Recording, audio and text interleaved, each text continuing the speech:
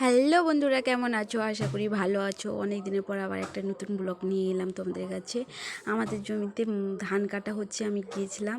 দেখো, অনেক বড় জমি। আর বিশেষ করে ভালো লাগছে সেই লোকটা, মানে যখন গাড়ি চালানো শুরু করে তখন বকগুলো এসে তার গাড়ির পিছু পিছু পিছু পিছু, মানে সে গাড়িটা যত পিছু হবে সেও তার ততই উঠবে। এত ভালো লাগছিল, কি আর বলবো।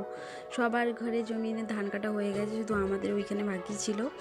তো আমার ঘরে এটা কাটা হচ্ছে। আমি ওই দিন বাবাকে বললাম, বাবা আমি যাব দেখতে। বাবা বললো ঠিক আছে চলো। আমি গিয়েছিলাম, দিয়ে কাছ থেকে ভিডিও করলো। আমার তো খুব ভালো লাগছে, কারণ আমি মানে গাড়ি দেখেছি, বাট এত কাছ থেকে আমি দেখিনি। তো দেখো তোমরাও, আমাদের ঘরের জন্য ধান কাটা হচ্ছে। বাট কাটা হয়ে গেছে, এবারে ভর্তি হয়ে গেছে, এবার ধান ফেলা হবে। দেখো ওদের এত সুন্দর সিস্টেমটা, মানে একটাও ধান মাটিতে পড়েছিল না। এবার মা, আমি আর কাকু ছিল ওইখানে, সবাই মিলে ওই পলি পেপারটাকে বিছিয়ে তারপরে তার উপরে ধান ফেলা হচ্ছে।